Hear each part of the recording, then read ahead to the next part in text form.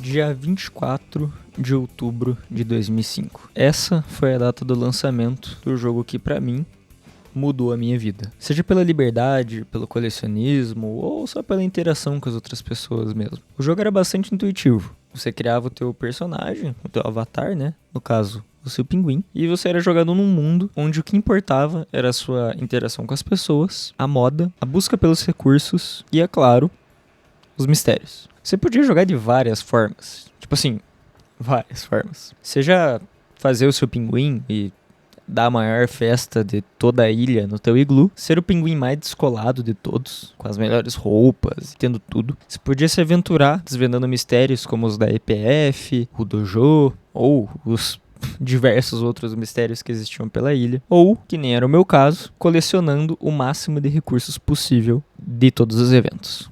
E falando nos eventos, vamos começar por ele então. O jogo contava com atualizações constantes, que traziam eventos de maneira bem recorrente, seja de feriados que realmente existem no mundo real, como Natal, Halloween, Páscoa, etc., ou com alguns outros seguindo a própria lore do jogo, trazendo personagens como o Capitão Rockhopper, a Cadence ou diversos outros personagens que tinha dentro da história do jogo. Enquanto alguns vinham para revolucionar totalmente a ilha e algumas mecânicas de jogo, como por exemplo o meu favorito, que é a viagem pré-histórica, que é dos dinossauros, eu adorava esse evento. Mas, cara, se for pra gente ficar falando só sobre os eventos, daria um vídeo inteiro só sobre isso. Então falando só pra dar uma introduzida pra vocês. E junto com os eventos, eles despertavam uma coisa, pelo menos em mim, que eu adorava, que era o colecionismo. Então, falando sobre o colecionismo, cara, pra mim o Clube Penguin tinha uma coisa que era incrível e que só ele até hoje teve. Então, falando sobre o colecionismo, o Clube Penguin, ele teve uma coisa que me influencia até hoje. Seja por querer ter tudo que um evento traz, ou conquistar tudo que o jogo pode oferecer. Porém, antes da gente continuar com esse ponto do colecionismo, tem um parênteses que eu queria abrir aqui pra gente antes de continuar. Bom, e quando a gente fala sobre colecionismo, sobre itens no Clube Penguin, tem um ponto que a gente não pode esquecer, que era a assinatura. Bom, pra explicar esse ponto, eu tenho que voltar um pouquinho mais no tempo. Na época que o Clube Penguin era só um jogo indie, criado por uma empresa chamada New Horizon, por um cara que se chama Lance Piebre. Lance Piebre. Eu não sei pronunciar o nome dele, desculpa. Que foi ele que manteve o direito dos jogos até 2007, quando a Disney comprou ele. Bom, mas beleza, o que isso tem a ver com a assinatura? Então vamos lá. Desde a criação do jogo, os criadores já tinham uma coisa em mente. Ele seria um jogo com ambiente seguro e controlado para crianças. Então, diferente de outros jogos, que eram seus concorrentes na época, que utilizavam sistemas como o de propagandas, né, os anúncios, durante o jogo, o Clube Penguin veio com uma proposta totalmente diferente. Ele seria um sistema híbrido. Então, ele seria um jogo totalmente gratuito para jogar, porém com alguns conteúdos premium. E claro, a gente fala tudo isso, mas também tem um ponto que eles precisavam se manter no ar, né? Então, precisava de dinheiro. Ainda mais levando em consideração que o jogo funcionava em navegador. Então era por meio de um flash. Tinha todas aquelas questões de domínio, todas essas coisas tinham que ser pagas de alguma maneira. Então, pensando nisso, o sistema de assinaturas ele vinha com a seguinte proposta.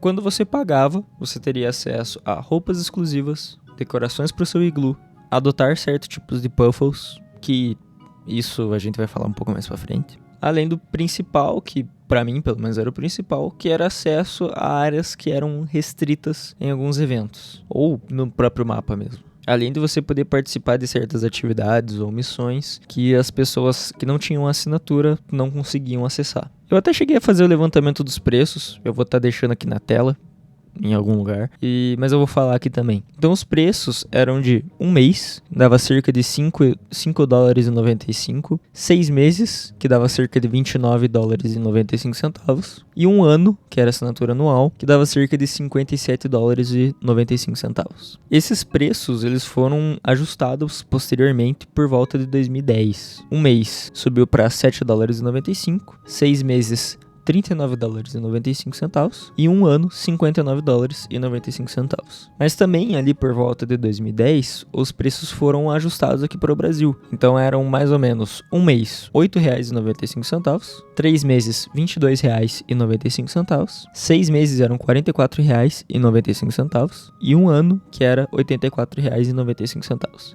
Mas tinha uma coisa que era bem complicada, que na época era bastante difícil você fazer compras online, principalmente em jogos, porque geralmente você precisava de um cartão internacional. Tanto que quando eu fui comprar a minha assinatura pela primeira vez, por volta de 2010, ali, 2011, foi bastante difícil convencer minha mãe, porque ela vivia falando que era golpe ou alguma coisa assim. Claro, depois que o jogo cresceu e que daí, tomou conta do mundo, aí ela sabia o que era e nesse período ela já tava pagando fazia bastante tempo. Mas era bastante difícil conseguir comprar as coisas na época. Mas tá, voltando ao colecionismo. O jogo contava com incontáveis cosméticos para serem colecionados pelos jogadores. Roupas, iglus, pins, banners, puffles. Esses são provavelmente os mais famosos, e não são todos. E existiam diversas maneiras de você conseguir eles. Mas o mais importante a ser ressaltado é que todas essas coisas eram acessíveis apenas jogando.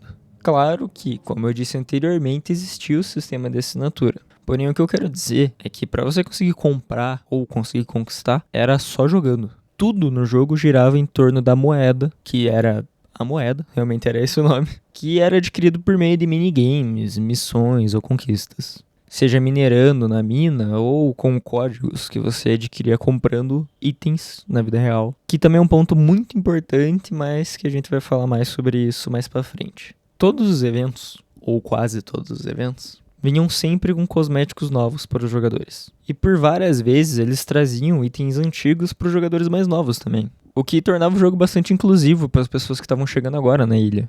E também sempre estava tentando renovar com os pinguins mais veteranos. Mas acho que pra gente continuar falando sobre o ponto do colecionismo, é interessante eu abrir mais um tópico que provavelmente são os ícones do jogo. É o que todo mundo amava. Vocês sabem do que eu tô falando, né? Que é os Puffles, pô.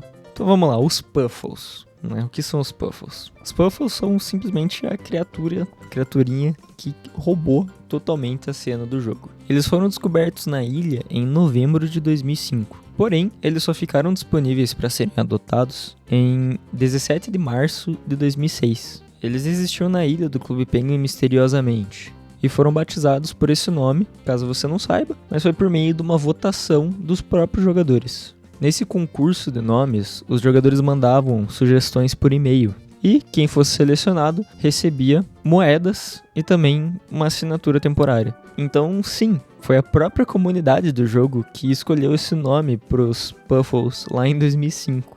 E como as criaturas eram totalmente novas e misteriosas, existiam várias lendas sobre eles lá em 2005. As que eu mais me lembro são a do Puffle Arco-Íris e o Puffle Dourado, que inclusive foram adicionados no jogo em 2013.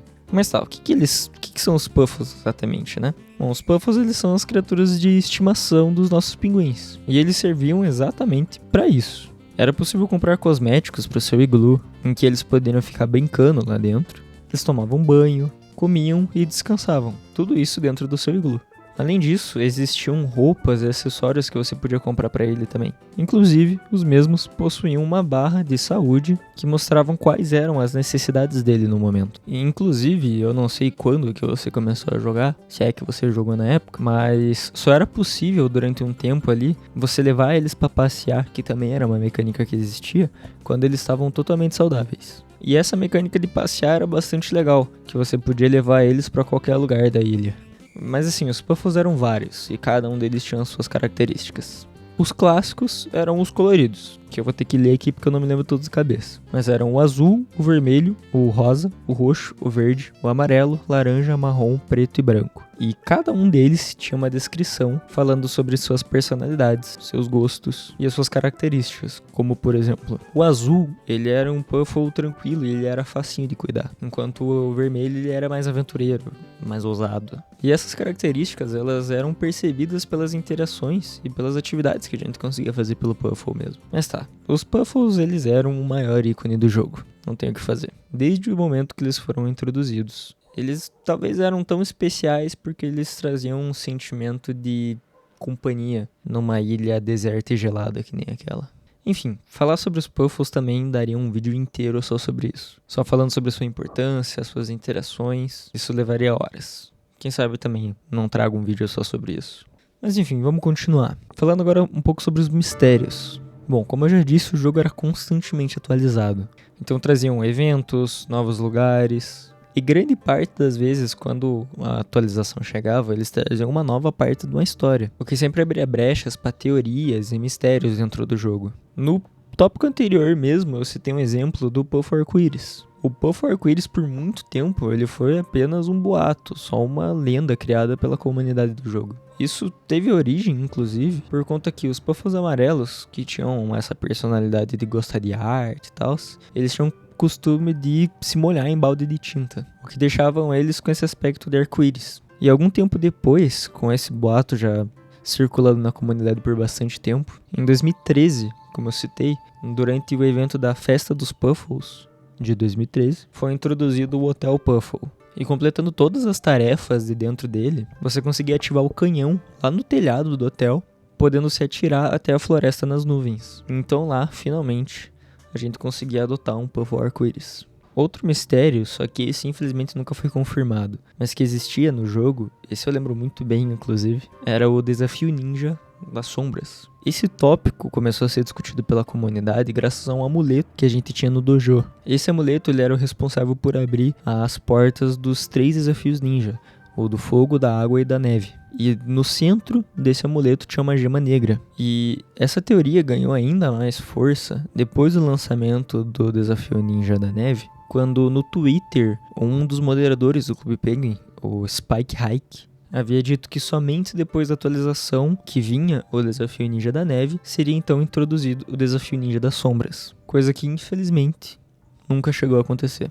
Além de tudo isso, em 2011, teve o lançamento de um aplicativo chamado Cardjutsu App. E ele era basicamente a mesma coisa do modo de jogo do Clube Penguin. Porém, o que interessa pra gente é que em 2015, o Spike Hike afirmou que eles estavam trabalhando em um novo jogo, que era basicamente um remake do Cardjutsu App, só que em 3D. Porém, esse app tava dando muito trabalho e eles tiveram que colocar em espera, devido a alguns motivos deles. E numa entrevista em março de 2015, o Spike Hike afirmou que nesse jogo seria possível conseguir o traje do Ninja das Sombras como um item de pós-game. Então, depois que você terminasse todas as coisas do Cardjutsu App, você receberia o traje das sombras. Porém, como o aplicativo foi descartado, eles decidiram retrabalhar o conceito do Desafio Ninja das Sombras, transformando em algo real, inspirado pelas especulações dos fãs, mas também, infelizmente, nunca chegou a acontecer.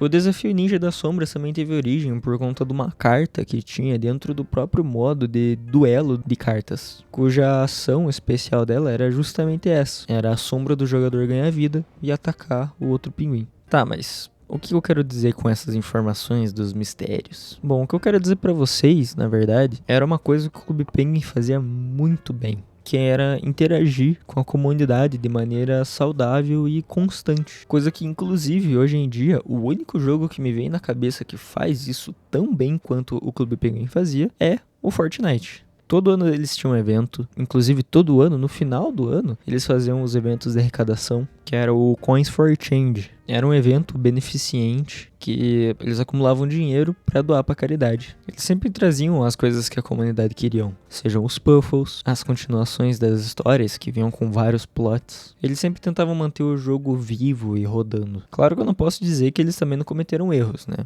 Todos os jogos cometem erros, né? As empresas, infelizmente, cometem mais erros do que acertos. E isso é normal, infelizmente toda empresa é assim.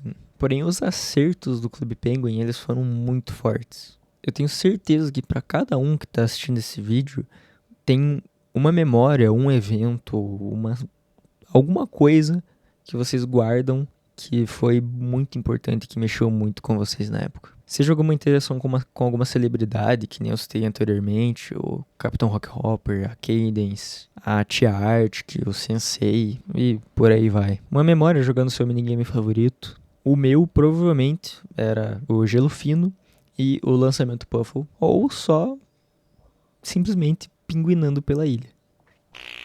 Bom, lá atrás eu citei uma coisa que eu acho que não pode faltar pro vídeo. Os códigos faziam parte de uma coisa que a Disney acertou em cheio em fazer, que eram os produtos do jogo. Cartas, revistas, livros, pelúcias, figurinhas e diversas outras são exemplos de coisas que a Clube Penguin tinha. E cada uma dessas coisas elas vinham com um código promocional. Esse código você podia colocar dentro do jogo para resgatar recompensas, seja desbloquear itens, moedas e por aí vai. E ter todas as coisas era o sonho de qualquer um que jogava na época, ter todos os itens para conseguir desbloquear tudo no jogo. Eu, por exemplo, eu tive 3 coisas, se eu não me engano, que infelizmente não estão mais comigo hoje em dia. Mas eu tive várias cartas.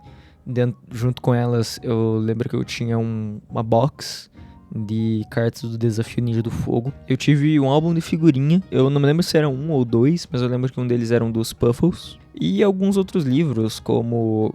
tinha um livro que também era dos Puffles, que eu lembro que eu tinha. Eu vou estar deixando a foto na tela de todas essas coisas. Infelizmente eu perdi durante algumas mudanças, por conta de coisas da vida. Mas são coisas que hoje em dia eu tenho muita vontade de comprar só pra ter de volta, sabe? Mas assim, eu garanto pra vocês que todas essas coisas que eu falei que eu tinha, que não são todas inclusive, mas isso não é nem metade das coisas que existiam desse jogo. Eu lembro que na época que eu era criança, o meu sonho era ter uma pelúcia dos Puffles e de algum pinguim.